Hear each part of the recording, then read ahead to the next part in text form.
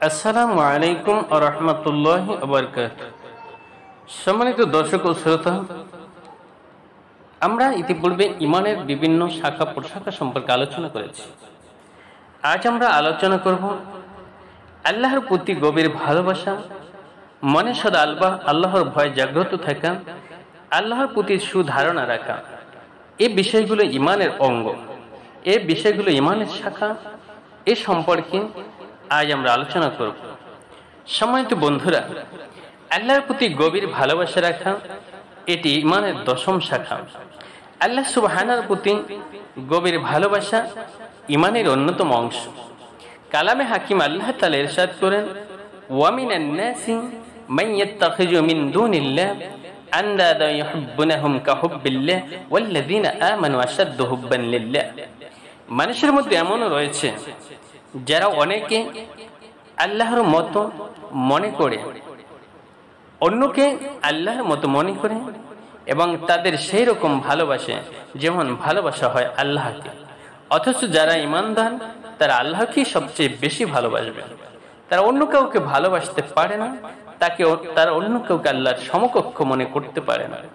সুতরাং যারা মহান আল্লাহ রাব্বুল আলামিনকে একমাত্র সর্বোচ্চ ভালোবাসার অধিকারী মনে করে, তারা পরিপূর্ণ ঈমানদার হিসাবে নিজেদেরকে পরিচয় দিতে পারবে। কিন্তু যারা অন্যকে আল্লাহর সমকক্ষ মনে করে, তারা কখনো ঈমানদার হতে পারে না, তারা কখনো পরিপূর্ণ ঈমানদার হতে পারে না। তারা মুশরিক, যারা আল্লাহর সমকক্ষ অন্য কাউকে সমান মনে করে। সুতরাং আল্লাহ তাআলার বাণী অনুযায়ী একমাত্র আল্লাহ তাআলাকে সর্বোচ্চ ভালোবাসতে হবে এবং সর্বোচ্চ বিশ্বাস রাখতে হবে। আনাস রাদিয়াল্লাহু তাআলা আনহু হতে বর্ণিত সহিহ আল বুখারী, সহিহ মুসলিমে এক হাদিসে বলা হয়েছে, নবী করিম সাল্লাল্লাহু আলাইহি সাল্লাম বলেছেন, সালাসা মান কুন্না ফীহি ওয়াজাদা বিহিন্না হালাওয়াতুল ঈমান মান কানা আল্লাহু ওয়া রাসূলুহু আহাব্বা ইলাইহি মিম্মা সিওয়াহুমা ওয়া আন্না ইউহিব্বুল মারআ লা ইউহিব্বুহু ইল্লা লিল্লাহ ওয়া ইন্না ইয়াকরাহু আন ইয়াউদু ফী কুফরি বা'দা আন আনকাযাহু আল্লাহু কামা বা'দা আন ইয়ানকাযা ফিন নার। রাসূল করিম সাল্লাল্লাহু আলাইহি সাল্লাম বলেন, তিনটি জিনিস যার মধ্যে রয়েছে সে ঈমানের প্রকৃত স্বাদ অনুভব করতে পেরেছে। এক নম্বর হলো, যার কাছে আল্লাহ ও তার রাসূল সবচেয়ে প্রিয়। পৃথিবীর মধ্যে যাদেরকে ভালোবাসেন তাদের মধ্য থেকে সর্বোচ্চ প্রিয় হলো আল্লাহ সুবহানাহু ওয়া তাআলা এবং তার রাসূল করিম সাল্লাল্লাহু আলাইহি ওয়াসাল্লাম। ওই ব্যক্তি ঈমানের স্বাদ পেয়েছে। দুই নম্বর, কেবলমাত্র আল্লাহর সন্তুষ্টির জন্য অন্যকে ভালোবাসেন, অর্থাৎ একমাত্র আল্লাহর সন্তুষ্টির জন্য কাউকে ভালোবাসা অথবা আল্লাহর সন্তুষ্টির জন্য কারোর সাথে শত্রুতা পোষণ করে, সে ব্যক্তি ঈমানের পরিপূর্ণ স্বাদ পেয়েছে। তিন নম্বর হলো, যাকে আল্লাহ কুফর থেকে মুক্তি দিয়েছেন সে পুনরায় কুফরের দিকে ফিরে যাওয়াকে এমন ভাবে অপছন্দ করে যেমন অপছন্দ করে আগুনে নিক্ষিপ্ত হওয়াকে, অর্থাৎ আগুনে নিক্ষিপ্ত হওয়াকে যেমন ভয় পায় তেমনি ঈমান থেকে ফিরে আসাকেও ভয় পায়। এই তিন ব্যক্তি ঈমানের পরিপূর্ণ স্বাদ পেয়েছে, অর্থাৎ আল্লাহ সুবহানাহু এবং তার রাসূলকে যারা সর্বাধিক ভালোবাসে তারাই পরিপূর্ণ ঈমানদার, তারাই পরিপূর্ণ মুমিন। আল সারি আল শাতাকিকে একবার জিজ্ঞেস করা হয়েছিল, আপনি কেমন আছেন? উত্তরে তিনি যে চরণটি উচ্চারণ করেছিল তা হলো এই, যেজন বুঝে না ভালোবাসা কি সে কি কখনো হয় রে বেকুল, সে তো জানে না কি জ্বালা বিরহে এ হৃদয়ে রণাঙ্গনে। আবু দুজানা বলেছেন, রাবিয়া বস্রী যখন আল্লাহর স্মরণে নিমগ্ন হতেন তখন আবার এই যে উক্তিটি তিনি আবৃত্তি করতেন, তুমি ভান করবে আল্লাহকে ভালোবাসার আর অমান্য করবে নির্দেশ তার। এ ভালোবাসার নাম ভণ্ডামি। দুজনের মাঝে অথবা পরাবার, তুমি যদি ভালোই বাসো তাকে তবে হও না কেন অনুগত তার। প্রেমিকরা তো চিরকাল অনুরাগের বাঁধনে বাঁধা থাকে দুজনার। উল্লেখিত হাদিস আয়াতখানি সূরা আল বাকারার 165 নং আয়াত এবং হাদিসখানি সহিহ আল বুখারীর ঈমান অধ্যায় যে গুণে গুণান্বিত হলে ঈমানের স্বাদ পাওয়া যায় শিরোনামে বর্ণিত রয়েছে। সহিহ মুসলিম ঈমান অধ্যায় যেসব গুণে গুণান্বিত হলে ঈমানের স্বাদ পাওয়া যায় শিরোনামে বর্ণিত রয়েছে। অবশ্য সহিহ মুসলিমের হাদিসে দুইটি শব্দের পার্থক্য রয়েছে। সুতরাং কোরআনের আয়াত এবং হাদিস দ্বারা প্রমাণিত হলো আল্লাহ তাআলা এবং তার রাসূলের প্রতি ভালোবাসা হলো ঈমানের একটি অঙ্গ বা ঈমানের একটি অংশ, ঈমানের একটি শাখা।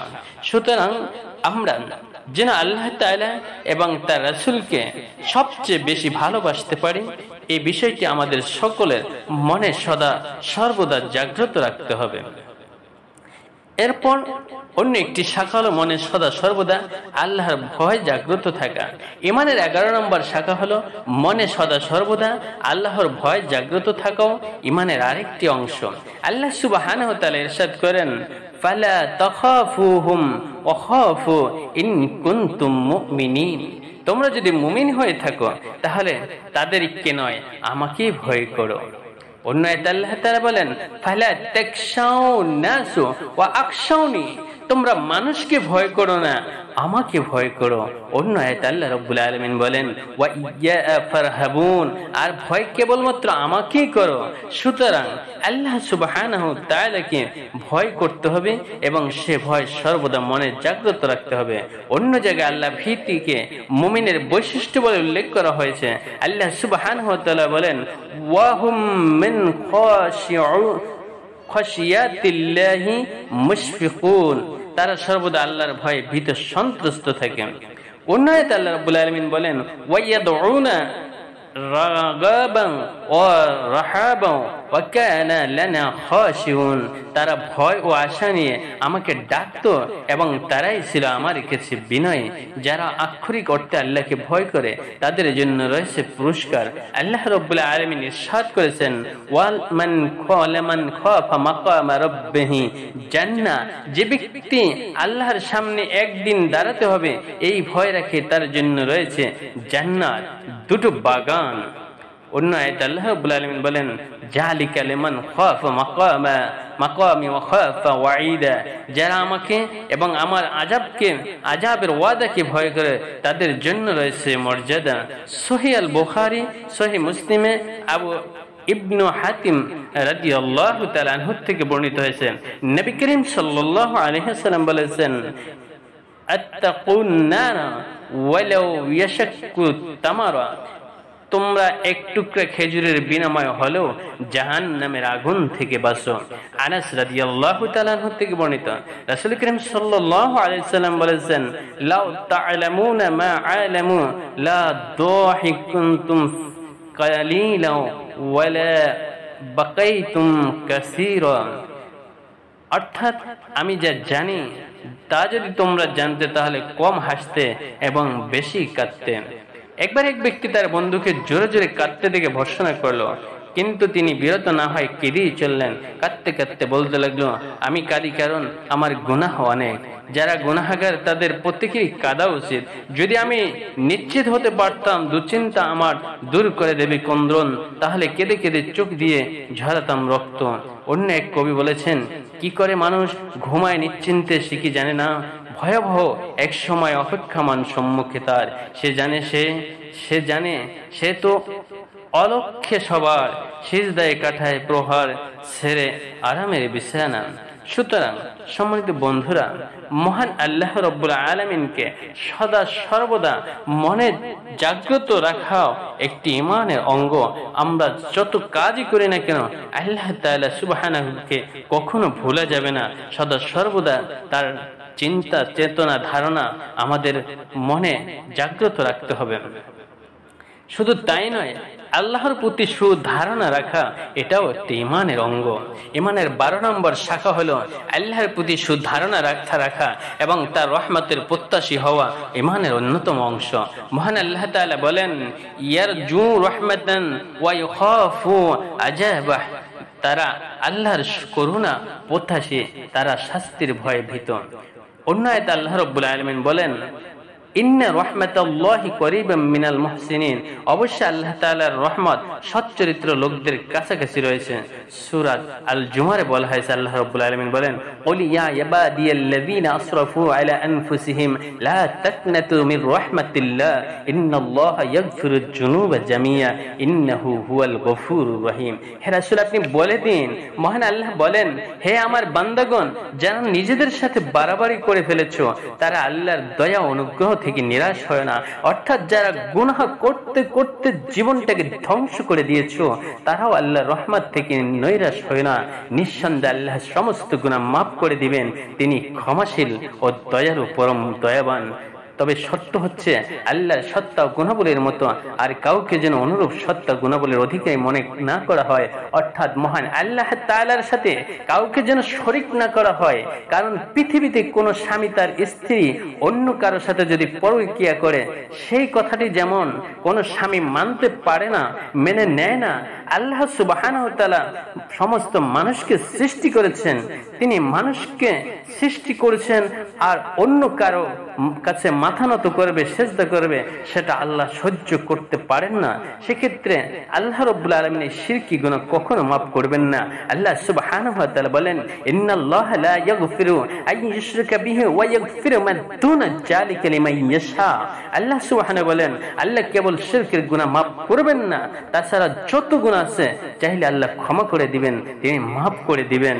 সুতরাং মহান আল্লাহ তাআলা সুবহানাহু ওয়া তাআলার প্রতি সুধারণা রাখতে হবে যে তিনি আমাদেরকে ক্ষমা করবেন। আমরা যত গুনাহ করি আল্লাহ সুবহানাহু ওয়া তাআলা আমাদেরকে মাফ করে দিবেন। হাদিস শরীফে সহিহ মুসলিমে জাবির রাদিয়াল্লাহু তাআলা আনহু থেকে বর্ণিত আরেক হাদিসে বলা হয়েছে, নবী করিম সাল্লাল্লাহু আলাইহি ওয়াসাল্লাম বলেছেন, 3 দিন আগে আমি তাকে বলতে শুনেছি, লা ইয়াউমাতুন্না আহাদুকুম ইল্লা ওয়া হুয়া ইয়াহসিনু জান্না বিল্লাহ। তোমাদের প্রত্যেকেই যেন মৃত্যুর সময় আল্লাহর প্রতি ভালো ধারণা রেখে মৃত্যুবরণ করে।